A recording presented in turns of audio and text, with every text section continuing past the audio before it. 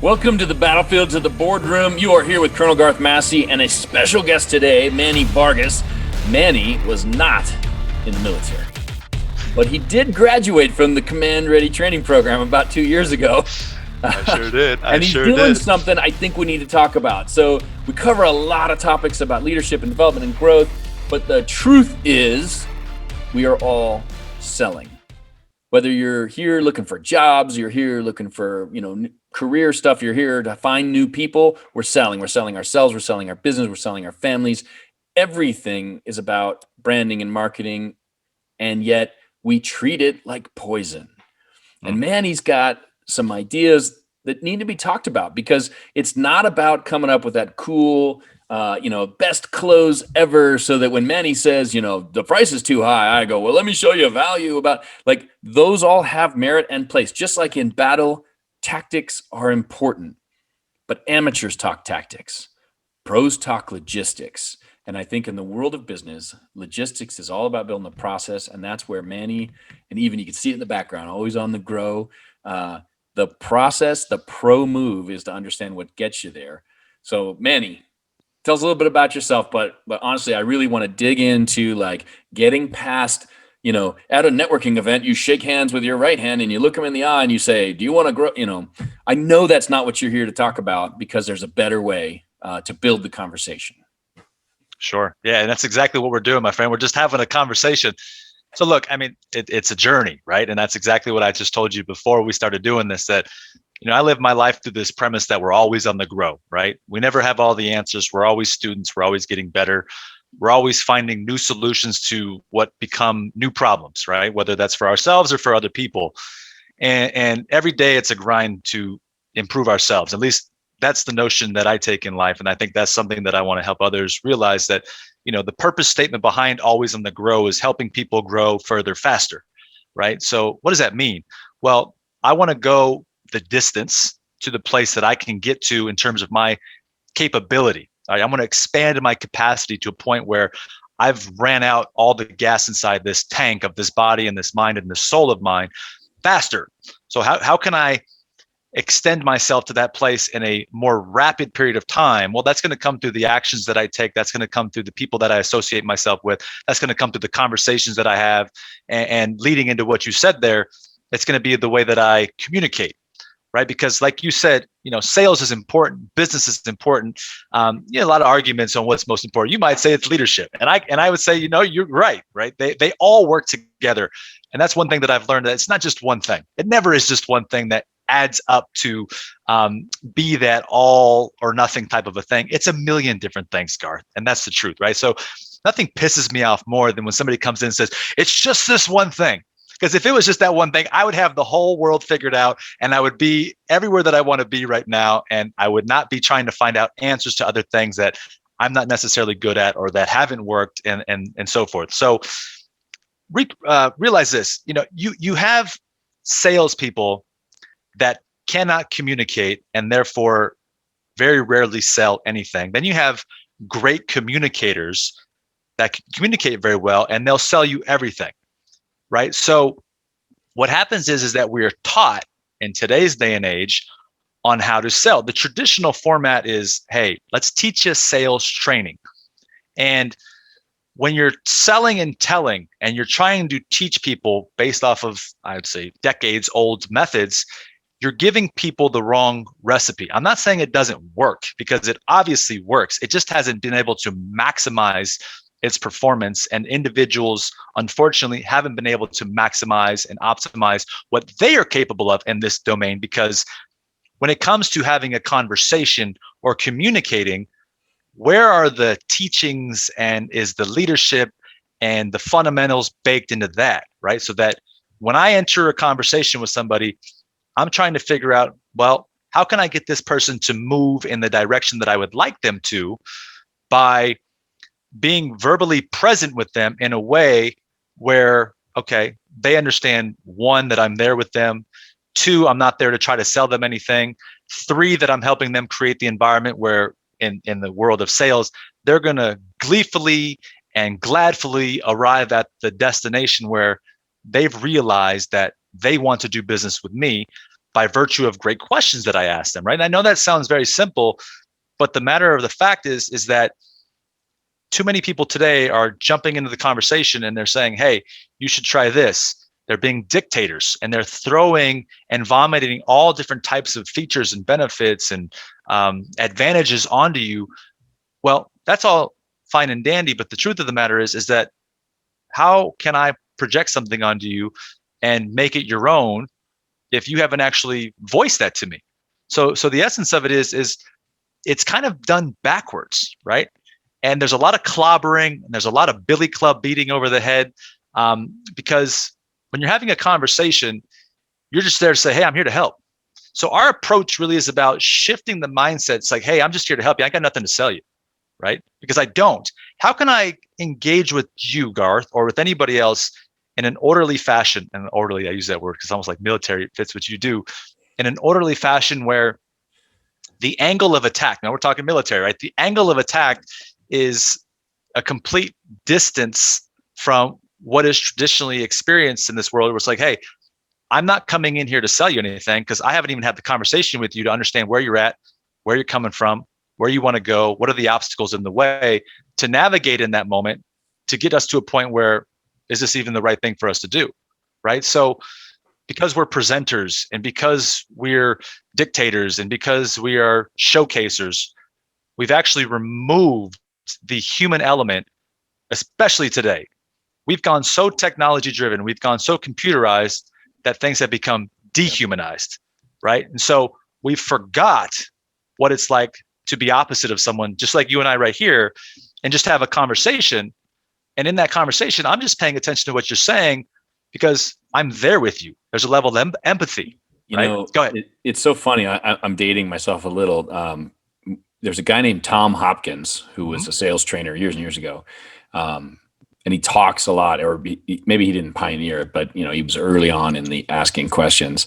And as you're saying this, I'm chuckling to myself because I was in sales for many, many years, and I was sitting at the airport one time, and I was not in uniform. I'd just come from my very first corporate interview. This is like 2000, and I was active duty military, interviewing for my first transition, was going to go into sales. And I'm sitting at a diner in the airport waiting for my flight. And these guys show up and they're sitting across one table away from me. And they're all talking, sales conference this and contracts that. And I'm like, oh, these guys are sales guys. Clearly traveling sales guys. And they're sitting here having lunch, waiting for their flight. I'm sitting here having lunch, waiting for my flight. Boldness of action has never been a problem. So I got up and walked over to their table and said, hey, you fellas look like salespeople. Can you tell me a little bit about it? I'm in the military. I'm getting out of the military. I just interviewed for a sales job. What do you think? I mean, is it worth it? Do you like it? Is the lifestyle good? Is it rewarding? And it was so funny because I expected 500 different things. And this one guy, and I wish I knew his name, the one guy goes, okay. And he takes a salt shaker off the table and goes, sell me this salt shaker, which is now, I've seen this trick now since, but at the time, never seen it. He's like, sell me the salt shaker. And I did what most people do. Oh, well, salt is good on food and it's, helps clean, the grime off your dishes or whatever. Like I just started throwing out features. And he's like, oh, let me just stop you. He's like, look, none of that stuff matters. He goes, here's how you sell salt. Do you like salt? And it was one of those moments where, and maybe I don't want to over exaggerate it, but it was a mind blowing moment. Mm-hmm. And his point was, why would you even try and sell it to me if I don't like salt? If I don't need salt, then you're just wasting your time and your energy. He's like, if you can crack that, you can go into sales and do phenomenal things. And look, we don't rise to the expectation. Humans do not. We default to the level of our training. I got lucky and ran into a random person in the middle of an airport, post interview going into sales, and brought that with me. And where I think your program comes in is it's actually helping people understand the value of asking if you like salt before you go into your pitch. And forgive me if I'm wrong, but No. Look, nobody's wrong, by the way, right? So there's never a right. I'm wrong a lot. Yeah. But yeah. Well, but that doesn't mean that it's the end all be all, right? It's because there's always a way to figure out, or there's a solution to that. So The value that is derived comes from them telling me what's most important to them, right? By virtue of how we engage in the conversation.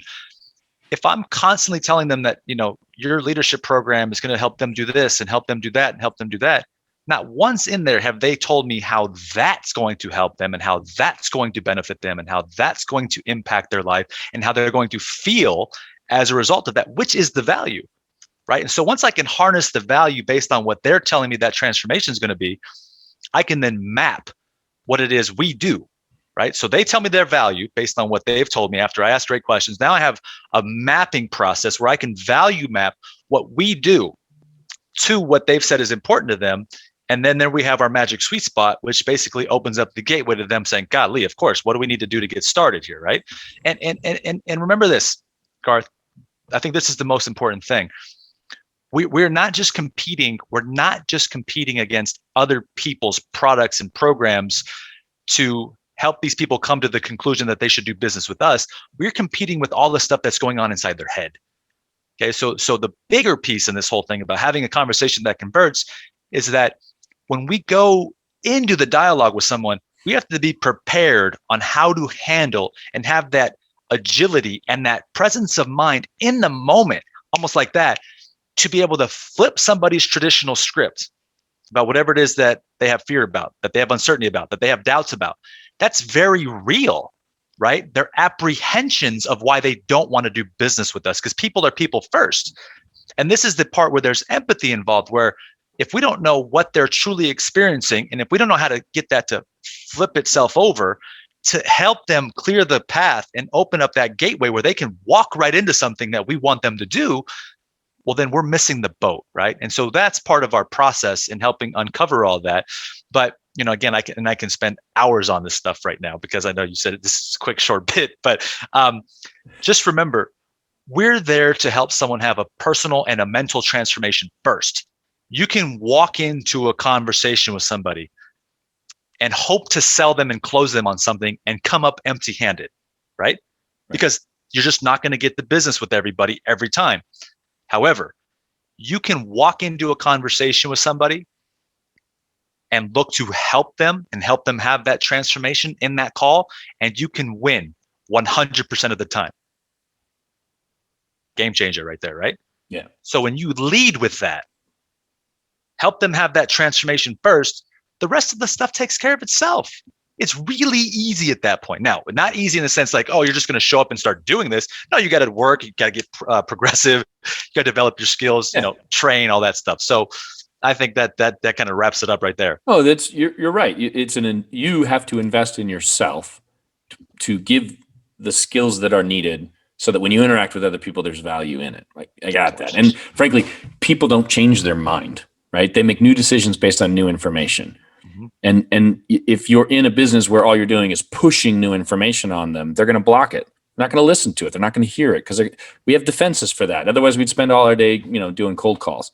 Right. And it would work, and it doesn't work. Well, I mean, all the prospectors out there just had a cold shiver run down their spine. Yeah. There's value in it, but there are other ways and better ways to spend your time and money. And I think that's what you're driving people towards, which is great.